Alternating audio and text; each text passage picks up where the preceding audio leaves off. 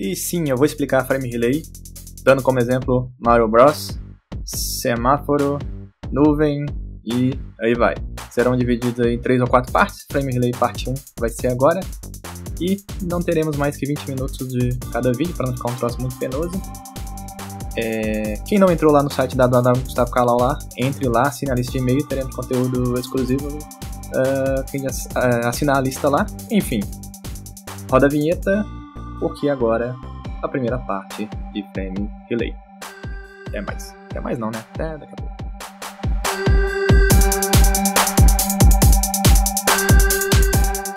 Então vamos começar aqui, galera, com a parte teórica do Frame Relay. Essa aula vai ser bem teórica, sim. Eu vou dar alguns conceitos aqui que são bem cobrados em prova. Frame Relay não é uma tecnologia muito utilizada hoje em dia, mas é cobrada pelo CCNA para que você tenha algum conhecimento aí inicial de protocolo AND de tecnologias de operadora, sendo que o CCNA é uma prova que é a base, né, da pirâmide para praticamente todas as outras provas das carreiras Cisco. Então ela cobra Frame Relay nessa prova justamente para você ter uma noção assim de service provider, de provedor de serviço. Então vamos lá. O mundo não é feito só de Ethernet, então 99% das pessoas, a não ser que você trabalhe em uma operadora, estão acostumadas a mexer só com Ethernet, switch Ethernet, MAC address, ARP e tudo mais. Só que o mundo não é feito só de Ethernet.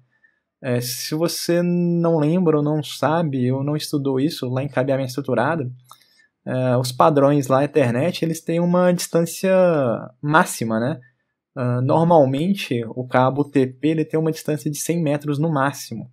Então, para a rede WAN, que são geograficamente distantes, o padrão Ethernet ele não atendia antigamente, né? Hoje você tem redes Metro Ethernet, que são fibras utilizando em cima de Ethernet, enfim, mas isso não vem ao caso aqui agora. Então, o padrão Ethernet não tinha como eu atender longas distâncias. Uma outra analogia aqui que eu faço, isso aqui, galera, eu tô falando só porque eu acho que não ficou claro no último vídeo sobre HDLC e PPP. E aqui uma analogia que eu faço com operador é igual rodovia com pedágio, né? Rodovia pedagiada tem lá a infraestrutura bacana lá, se você quiser usar você tem que pagar, simples assim. Operadora de telefonia, né? Antigamente não existia o serviço que elas vendiam era só de telefonia. Elas têm uma infraestrutura lá que ela fez, né, para normalmente as operadoras de dados hoje são aquelas operadoras que eram só de telefonia antigamente, né? Então, já que elas tinham uma infraestrutura pronta e essa infraestrutura de telefonia, por que eu não pegar essa infraestrutura que já está pronta e eu alugo para as pessoas que querem passar dados ou até mesmo telefonia em cima dessa estrutura que eu tenho? Então, as operadoras investem, igual eu falei na aula passada, milhões, bilhões nessas infraestruturas e simplesmente eles alugam para você, se você quiser, está disposto a pagar por isso. Então a gente tem aí links dedicados ou não, né? Normalmente quando você contrata um link da NET ou GVT, esse link não é dedicado, você compartilha essa infra, você não tem uma garantia lá de banda, aqueles 10 MB que você compra normalmente não é 10 MB, é um contrato que você fez, né? Ela tem que te garantir lá uma porcentagem desses 10 MB, por exemplo. Mas eu tenho também, se eu tiver uma empresa, alguma coisa desse tipo, e quiser comprar um link dedicado, eu consigo comprar um link dedicado também, de dados ou de voz. Então a operadora é uma infra que está lá, parada não, né? Está lá normalmente já gargalada, né? Mas ela está lá, se eu quiser eu contrato isso para fazer alguma conexão. Porque nessa topologia de baixo, você tem uma rede em BH e São Paulo, filial e matriz, sei lá, e você quiser conectar, você não consegue passar uma fibra você mesmo, vai pegar lá o cabo e passar de BH para São Paulo. Como é que você vai fazer isso? Né? Isso tem um custo muito alto e provavelmente você não vai ter licença para fazer esse tipo de coisa. Você vai escavar a fibra, você vai colocar isso em poste, né? Você não vai ter grana e recurso e nem as licenças para fazer esse tipo de obra, né? Imagina aí quanto você vai gastar. Então o que você faz é já pega uma infraestrutura que já está pronta e aluga. Fibra era coisa de rico, né? Então aqui só para uma piadinha aqui, porque antigamente, hoje você tem fibra para tudo quanto é lado, antigamente você não tinha. Então a gente viu aqueles encapsulamentos lá da aula passada, PPP, HDLC, de links seriais. Esses links seriais são links normalmente de baixa velocidade, porque eles aproveitavam a infraestrutura que existia de telefonia para passar dados. Então, entre aspas, era uma gambiarra, né? Você pegava uma estrutura que era para passar voz e estava passando dados em cima. Então, os links eram de baixa velocidade. Hoje você tem redes Metro Ethernet utilizando fibra ótica de 5 km, 70 km, interligando o backbone e tudo mais, mas antigamente você não tinha isso. Então, por isso que você vê esses encapsulamentos de links seriais, apesar de praticamente, se você não trabalhar em operador hoje, você não vai pegar links seriais. Né? Se você vai trabalhar numa MAN, numa rede local, é muito difícil pegar links seriais, mas ainda existem. Então é por isso que você tem que conhecer, para você ter uma noção de como as coisas funcionavam, né? Se você sabe como as coisas funcionavam, você sabe por que determinada tecnologia nova existe, tipo o MPLS. Para que existe a MPLS? Para resolver um problema que antigamente era resolvido com tecnologias como Frame Relay. Conhecendo o Frame Relay te ajuda a aprender, por exemplo, a MPLS. Beleza? Então vamos aqui no Frame Relay. É um protocolo WAN que surgiu nos anos 90, então você não vai usar o Frame Relay na sua rede local. Pode se preocupar. É um protocolo WAN para redes geograficamente separadas. Bem antigo, né? Surgiu nos anos 90. De novo, o mundo não é feito só de Ethernet, né? Então é um padrão diferente do Ethernet. Então aqui a gente não trabalha mais com MAC address, não trabalha com cabo TP, é um cabo link serial, normalmente. Suportam dois tipos de encapsulamento Frame Relay. Tem um encapsulamento proprietário Cisco e um encapsulamento livre. É lógico que você vai usar o do IETF, né? Que é o livre. Por quê? Porque se você tiver dois equipamentos, um é Cisco e outro não é Cisco, eles não vão se falar se você estiver usando um método de encapsulamento Cisco. Então, encapsulamento lá da internet, a gente está acostumado com o MAC address. Aqui não tem MAC address mais. O método de encapsulamento Frame Relay é o Cisco ou o IETF. Beleza? E a gente viu outros dois métodos de encapsulamento na aula passada, que foi PPP e HDLC. Não sei se vocês lembram disso. Comunicação orientada à conexão na camada de enlace por meio de estabelecimento de circuitos virtuais permanentes. Então a gente tem aqui todo o funcionamento do Frame Relay é na camada de enlace, ele não entende IP. Frame Relay é da camada 2, da camada de enlace.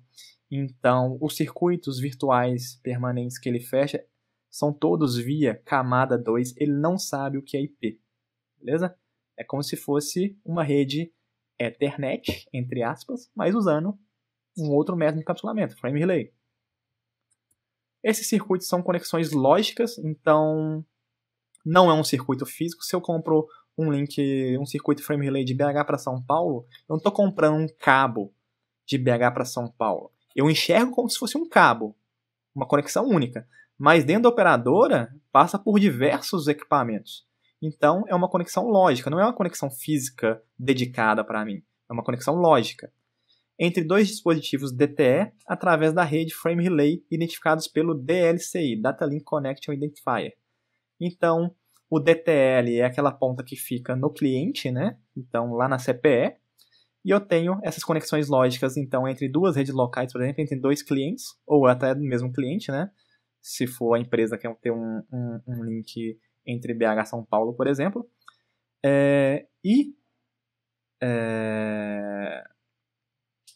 Essas conexões lógicas, né, são identificadas por esses DLCI, Data Link Connection Identifier. Entre aspas, é como se fosse um MAC address. Um MAC address do Frame Relay. Só que o Frame Relay não tem MAC address, de novo. É o Data Link Connection Identifier. Isso aí é o endereço de camada 2 do Frame Relay. DLCI, Data Link Connection Identifier, é o endereço de camada 2 do Frame Relay. Beleza? A rede Frame Relay é composta de switch Frame Relay, que tem o papel de comutar os frames Frame Relay de um ponto da rede a outra. Então, na sua rede local, você não usa switch Ethernet, você chama só de switch, né? Mas ele é um switch Ethernet, você não pluga aqueles cabinhos azul lá. Aquilo é um cabo TP Ethernet. Nas redes Frame Relay, eu preciso de switches específicos para essa rede. São os chamados switch Frame Relay. São switches diferentes para tecnologia Frame Relay. Então, eu tenho aqui a LAN BH, a LAN SP. Aí no meio eu tenho uma nuvem com equipamentos da operadora que para mim não interessa. Eu sei que são switch Frame Relay porque eu estou comprando um link Frame Relay dele. Hoje em dia, basicamente, isso está acabando, se já não acabou. Hoje a gente tem tecnologias mais novas, mas a gente está aqui no Scope CCNA, a gente tem que aprender o Frame Relay aqui, os conceitos básicos.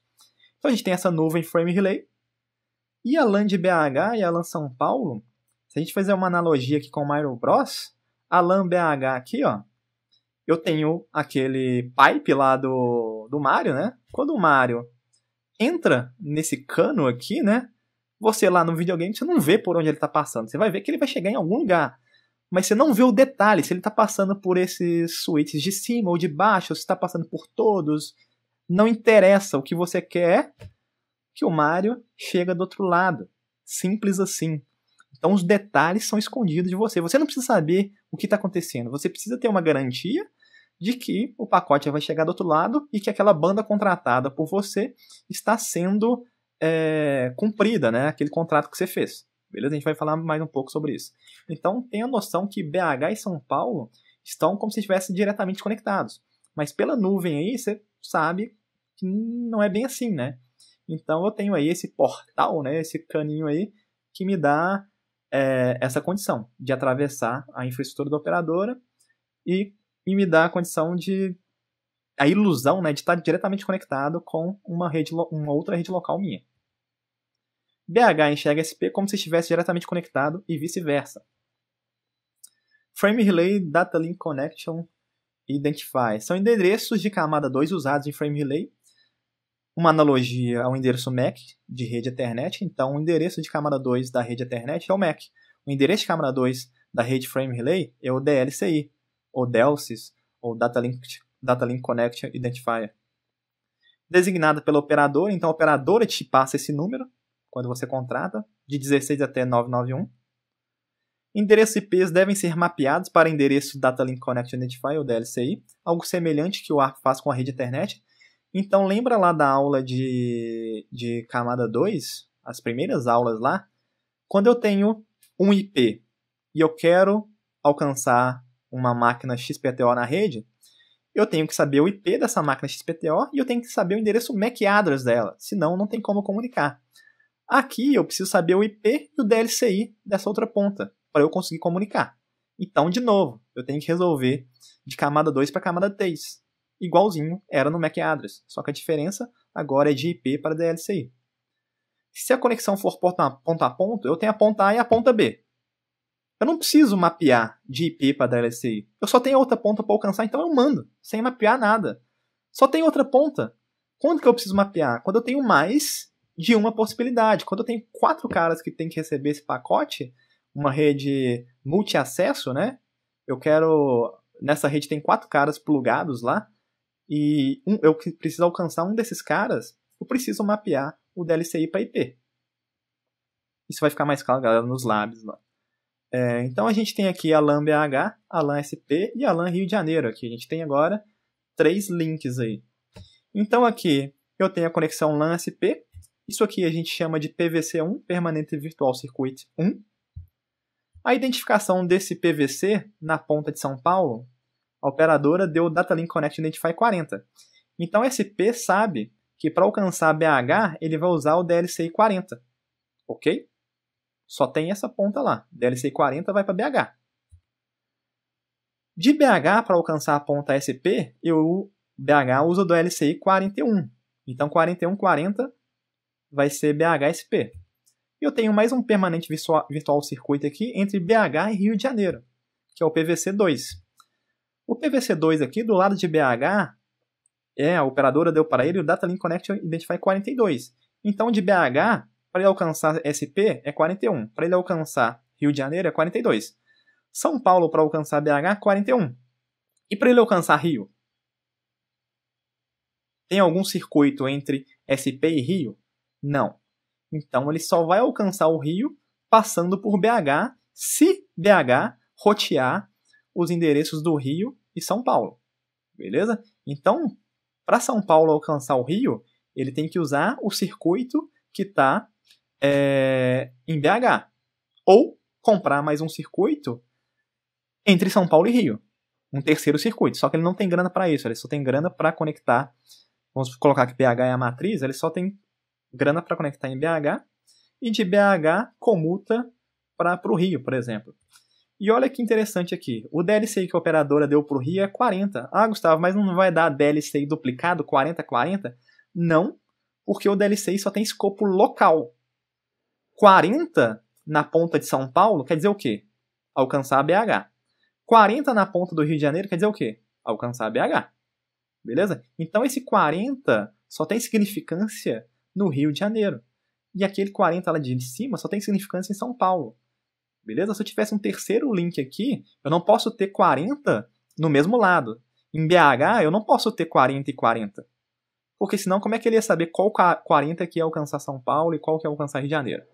Então, aqui em BH, eu tenho 41, que vai para SP, e 42, que vai para Rio de Janeiro. Só isso que ele sabe. Tranquilo? Então, se você não entendeu, volte, reveja e tente entender isso. É meio complexo, assim, se você nunca mexeu com isso, mas o jeito de entender isso é estudando mesmo, galera. Não tem outro jeito. Reveja aí, tenta entender, me manda e-mail, sei lá.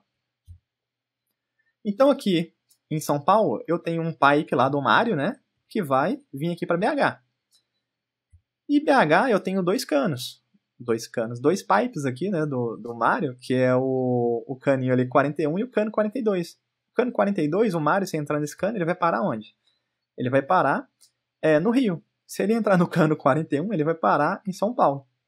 Beleza? Em São Paulo, se ele entrar nesse cano 40, ele vai parar em BH. Beleza? Então, fôlego, vamos pro próximo aí. Frame Relay LMI. Quando eu estudava isso, eu fazia muita confusão com LMI. A interface de gerenciamento local, LMI. Galera, esse nome foi feito para, sei lá, confundir. Por que os caras escolheram esse nome? Interface de gerenciamento. Eu achava que era uma interface física.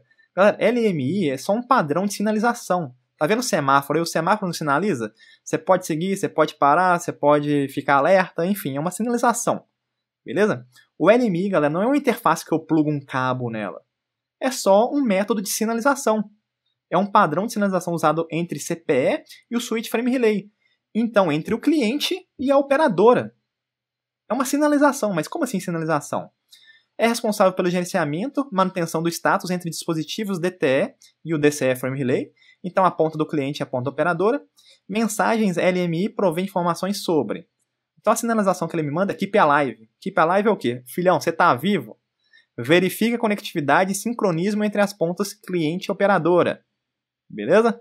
Ô, filhão, você tá vivo? Isso é um Keep Alive. Multicasting é uma extensão que permite o uso de multicast entre redes Frame Relay. Por padrão, a rede Frame Relay a gente chama de NBMA, que é No Broadcast Multi-Access.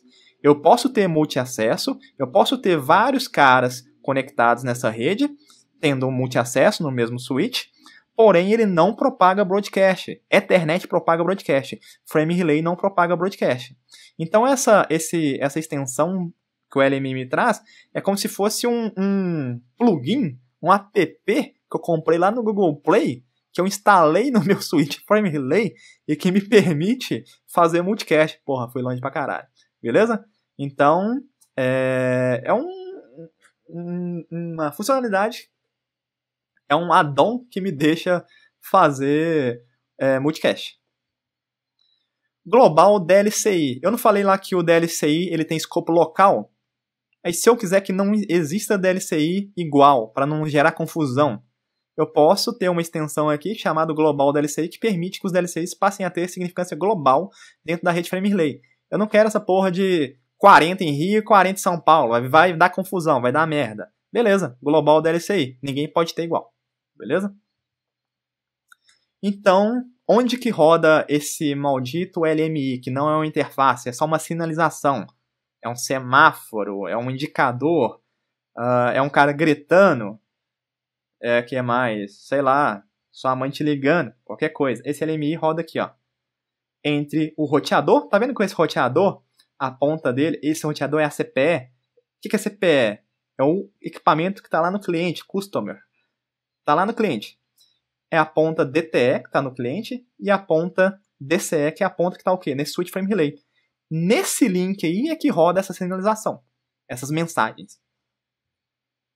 Os status possíveis de agora os status de um circuito, de um permanente virtual circuito. Ele pode estar ativo, Ativo quer dizer que tá tudo ok. Ok, filhão, tô ativo aqui, beleza, tô de boa na lagoa. Inativo, existe um problema com a outra ponta do PVC que precisa ser verificado. Então se na sua ponta tá inativo, quer dizer que a outra ponta tá com problema. Entendeu? Se tá inativo lá no seu circuito, quer dizer que a outra ponta tá com pau. Então isso cai em prova, galera. Inactive não é um problema na sua ponta, é um problema na outra ponta. Deleted. A interface frame relay do CPE não está mais recebendo informações sobre um determinado PVC. Então na ponta do cliente lá na CPE tá com alguma merda. Beleza? Então, galera, essas são as mensagens, essa é a teoria que eu queria passar hoje. Está dando exatamente 20 minutos aqui. Vamos parar por aqui, né? Então, parando por aqui, de novo, galera, entrem nesse maldito site que eu fiz lá, cadastre seu e-mail, terão conteúdos novos. Então, a gente já está em dezembro aí, final de dezembro, início de janeiro, tô prometendo muita novidade aí. Terei um curso pago, tentando capitalizar aí, esse curso é todo de graça, né? Tentando capitalizar aí alguma coisa, tem que ganhar dinheiro com isso também. Será um curso dedicado também de CCNA, com labs que provavelmente caem em prova, são 8 ou 9 labs, questões respondidas, acesso aos slides, acesso direto comigo, né? Tipo um fale comigo para tirar dúvida. É uma coisa bem legal. Será um preço acessível, mais ou menos o preço que o pessoal cobra aí no mercado de curso online, só que dos mais baratos, mas com uma assim, como é que eu vou falar? Uma dedicação maior? Na verdade, caramba, fugiu a palavra, fala maldito. Com um carinho, né? Vocês estão vendo que os slides são, sei lá, eu gosto de fazer isso. Então, galera, dê uma moral lá, acessem lá o site e se inscrevam na lista de e-mails, simples assim, beleza? No mais, curta, compartilha, assina o canal, comente. E o próximo curso livre será o próximo curso free, que vai ser postado no YouTube, por mim também, será GNS3 e CCNP Halt, beleza? Então o conteúdo livre não vai acabar, galera. Mas se puderem ajudar a fazer propaganda nos cursos pagos, também não custa nada, né? Então até mais.